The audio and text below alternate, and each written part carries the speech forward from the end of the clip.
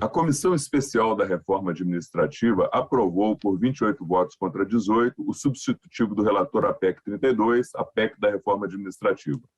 O texto aprovado traz mudanças em relação à proposta inicial encaminhada pelo governo, que restringia a estabilidade dos futuros servidores e criava 5 tipos de vínculos com o Estado, sendo que somente um deles teria estabilidade. O novo texto aprovado garante a estabilidade dos futuros servidores, desde que estes se enquadrem nos chamados cargos exclusivos de Estado.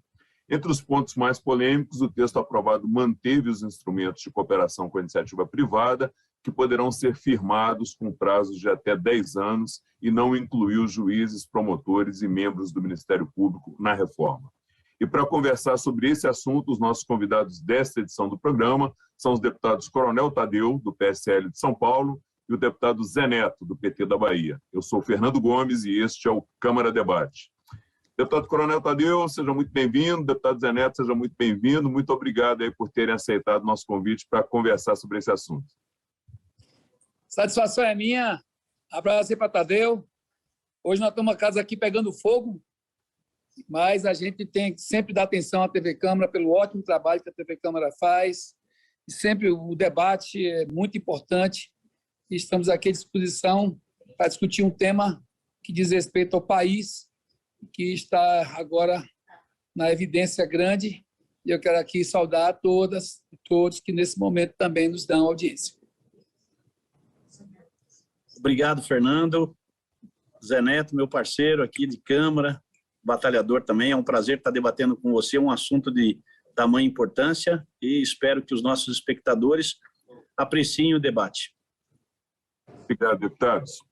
Eu vou começar com o senhor, deputado Coronel Tadeu, com uma pergunta mais ampla para a gente ir aprofundando depois aqui no decorrer do nosso debate, né? A proposta da reforma administrativa, ela promete eficiência, economia de recursos e um melhor atendimento aí para o usuário final, né? Como é que essa reforma pode fazer isso, deputado? Onde estão as mudanças em relação ao modelo atual que vão garantir essa eficiência e esse melhor atendimento ao cidadão? Fernando, do tempo que eu participei na comissão especial, eu questionei várias vezes, né, essa questão da economia. E eu vejo a economia no momento em que ela combate os super salários, mas em compensação, aí eu já faço logo de cara uma crítica à PEC 32, que a maioria dos super salários não estão no executivo, elas estão no judiciário.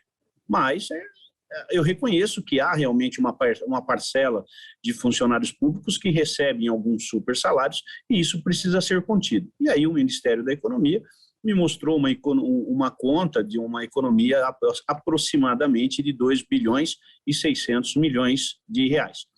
Um segundo ponto, Fernando, é em relação a essa diversidade de funções que nós temos no serviço público. Alguns, sem sombra de dúvida, são essenciais. Funcionário público, ele é essencial, ele tem a sua importância, porque os serviços públicos, eles precisam ser oferecidos e há uma infinidade de prestação de serviço que o governo oferece à população e isso tem que passar pela mão de um funcionário, de um trabalhador. E esse trabalhador hoje é o servidor público, que via de regra tem sido demonizado. Aí também é uma outra crítica que eu faço à PEC 32, porque ela tem os seus pontos bons, mas também tem os seus pontos ruins. Não há que se demonizar servidor público, satanizar o servidor público. Nós precisamos criar regras muito mais claras, né, e procedimentos muito mais rápidos para banir o mau funcionário. Nós precisamos atacar em cima daquele funcionário que não trabalha, se aproveita do servidor público. Eu faço aqui uma referência ao Zé Neto, que foi vereador de Feira de Santana, né, teve a sua parte de fiscalização do município, depois foi deputado estadual na Bahia, também fez a sua parte como fiscalizador do governo do estado. Ele, com certeza, ele sabe muito bem que no serviço público há bons e maus funcionários. Os bons não podem pagar pelos ruins. E a PEC cria um mecanismo de avaliação de desempenho que eu, inclusive, como servidor público, fui submetido a isso desde 1995 na Polícia Militar. Eu sou avaliado pelo meu desempenho desde 95. E eu nunca tive problema nenhum com a questão de avaliação de desempenho. Sempre fiz e cumpri o meu papel com o máximo esmero, com a maior dedicação possível, e sempre tive as minhas avaliações. Essas são as primeiras considerações que eu faço a respeito da PEC. Você viu que eu tenho pontos a favor e pontos contra, mas para a gente começar o debate, essas são as minhas primeiras considerações. Obrigado, deputado. Deputado Zé Neto, o senhor acha que a reforma, da forma como ela foi aprovada pela comissão, ela vai trazer eficiência e melhoria de atendimento para o cidadão? E aí eu adiciono mais um ponto para o senhor comentar. O cidadão das cidades pequenas, aqueles afastados dos grandes centros, principalmente para eles, vai ter uma melhoria na prestação de serviços com essa reforma? Não, não vai. Além de não ter uma melhoria de prestação, você vai ter eu diria que você vai... A reforma no todo, ela rebaixa o poder executivo, principalmente.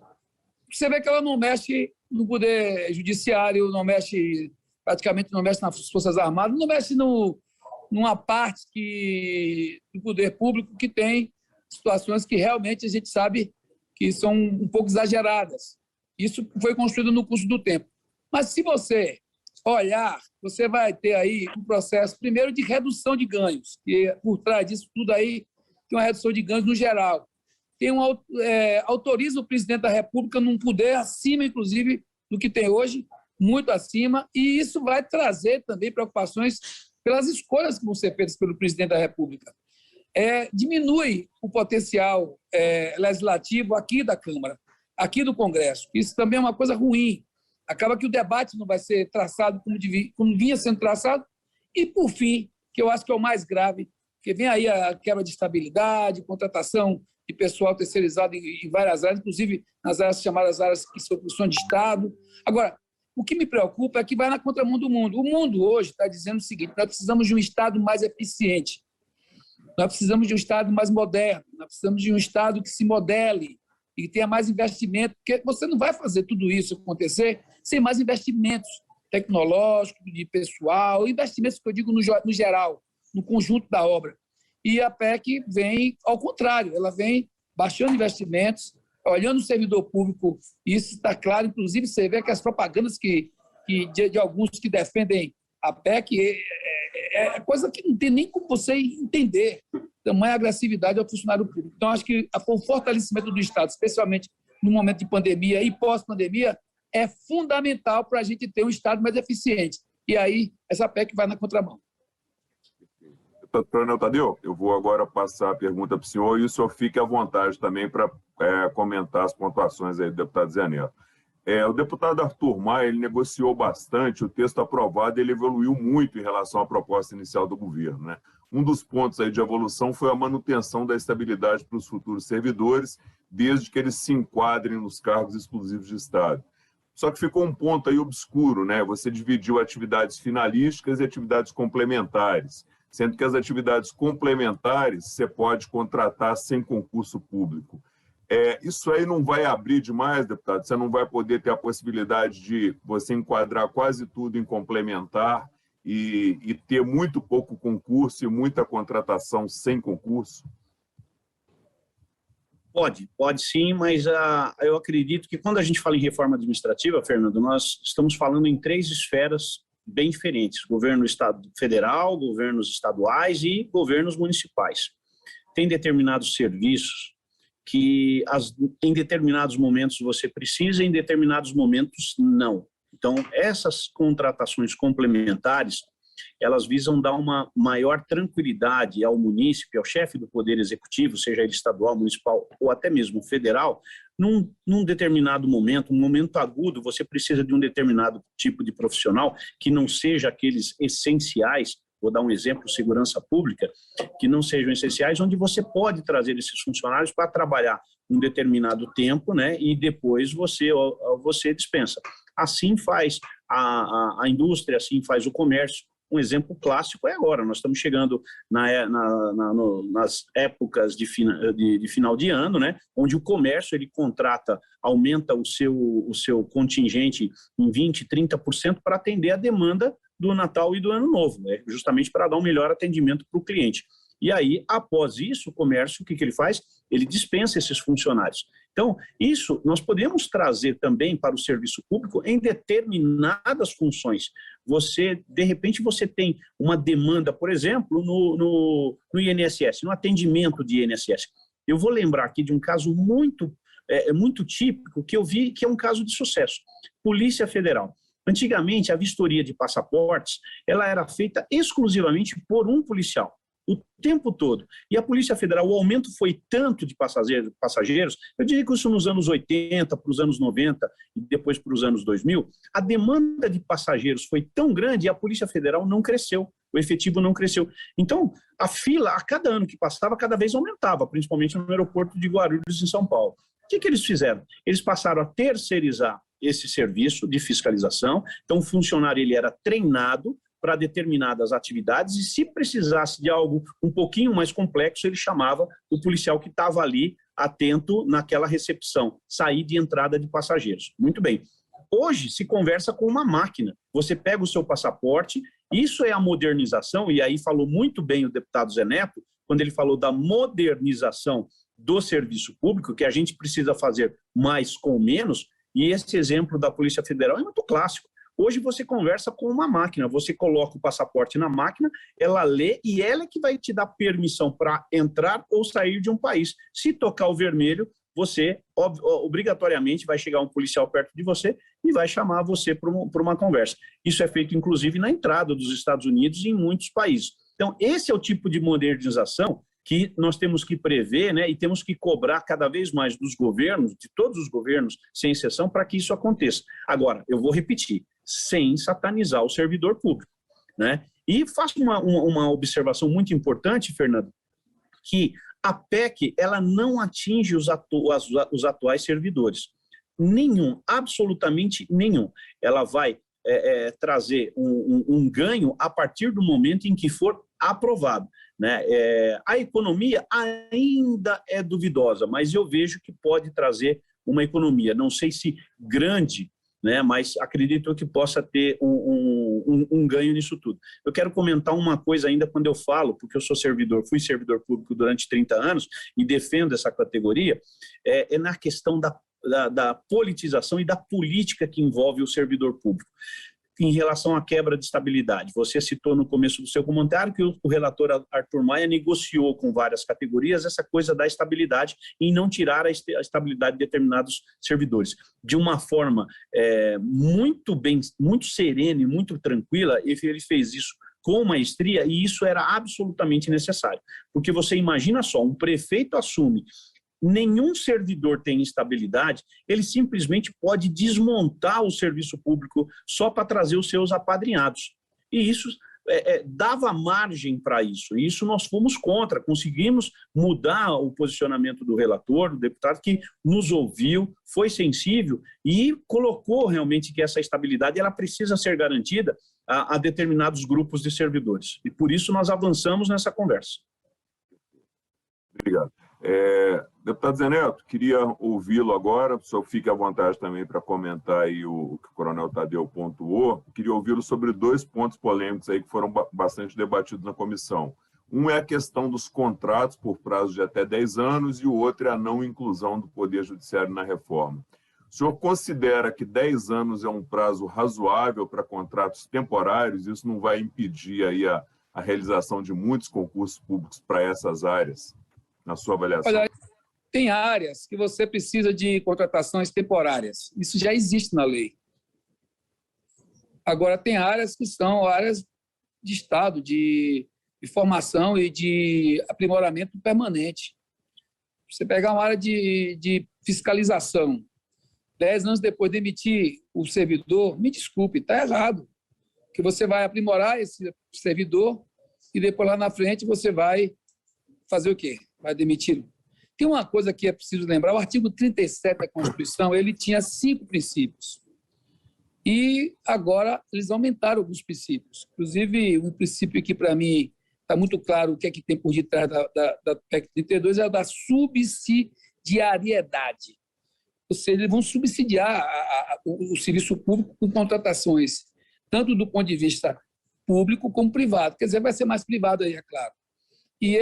E como é que eles vão subsidiar? Você vai poder contratar empresas privadas para subsidiar o funcionamento do público. Claro, com valores salariais muito menores, claro, sem essa preocupação de formação estrutural do profissional, que eu acho que é uma... Você não olha uma linha, você não vai ver uma linha na reforma administrativa que diga assim, nós precisamos aprimorar o servidor, nós precisamos capacitar mais o servidor, nós precisamos investir mais no servidor, nós precisamos modernizar a partir... Nessa modernização que meu amigo Tadeu, eu gosto muito dele, ele falou uma modernização que é a exclusão.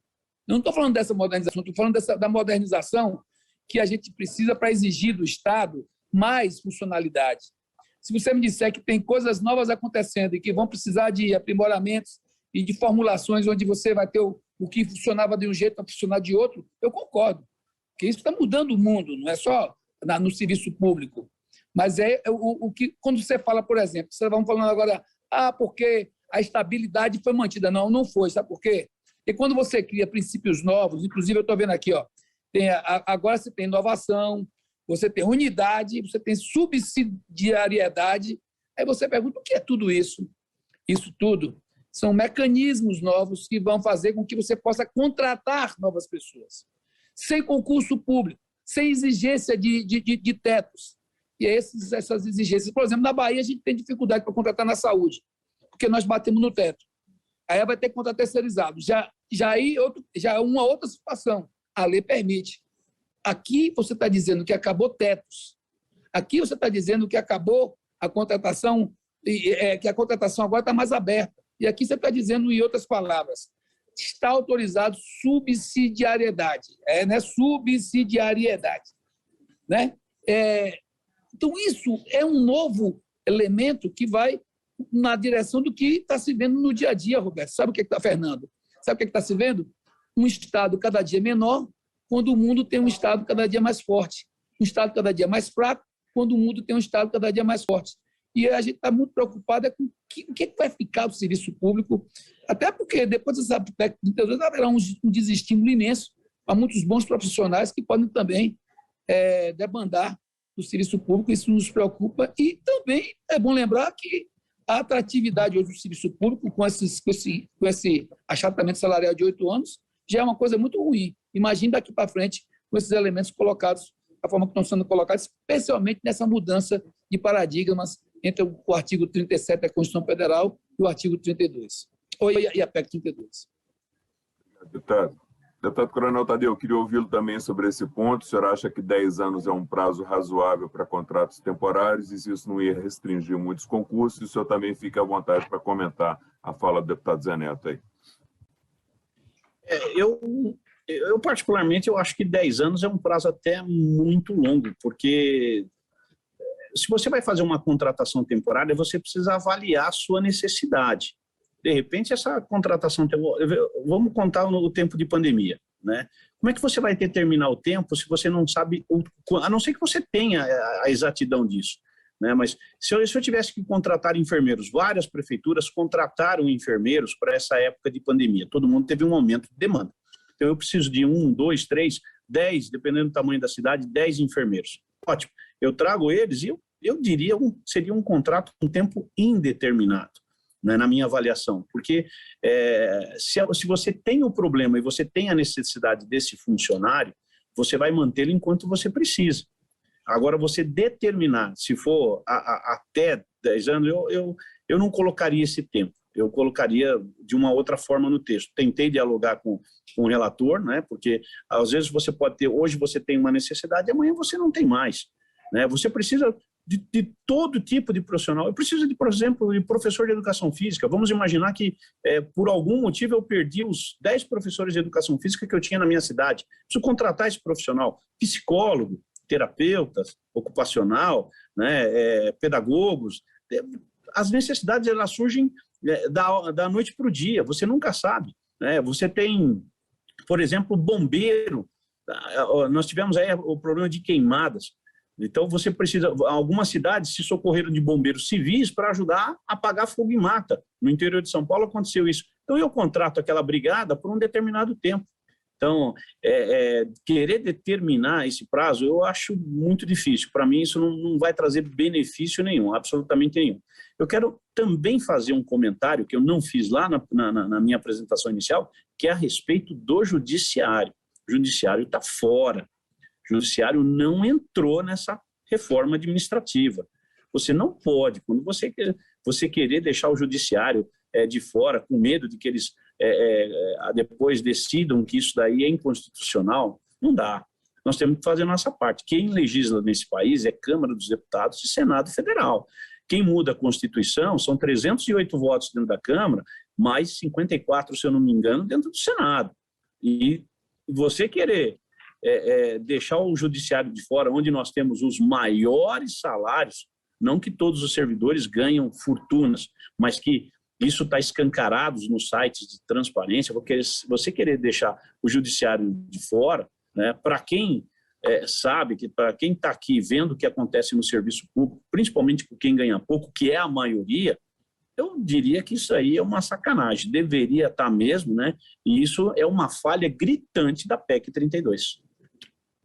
Deputado, a produção está me avisando que o nosso tempo aqui, infelizmente, está chegando ao final, mas eu queria deixar uma última pergunta para os dois. O deputado Coronel Tadeu já tocou no assunto.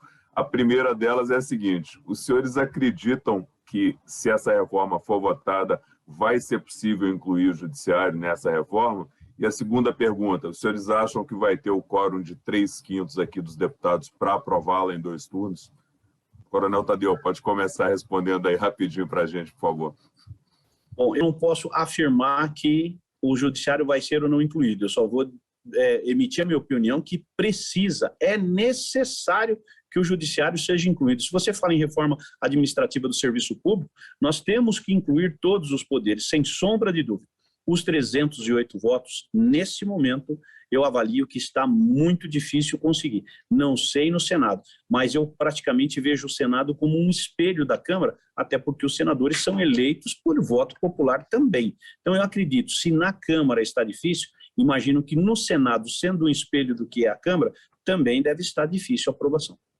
Deputado Zé Neto, agora eu pergunto para o senhor acredita que vai ter, que o judiciário vai ser incluído na reforma, e o senhor acredita que vai ter o quórum de 3/5 aqui dos nossos deputados para aprovar em 2 sessões a reforma?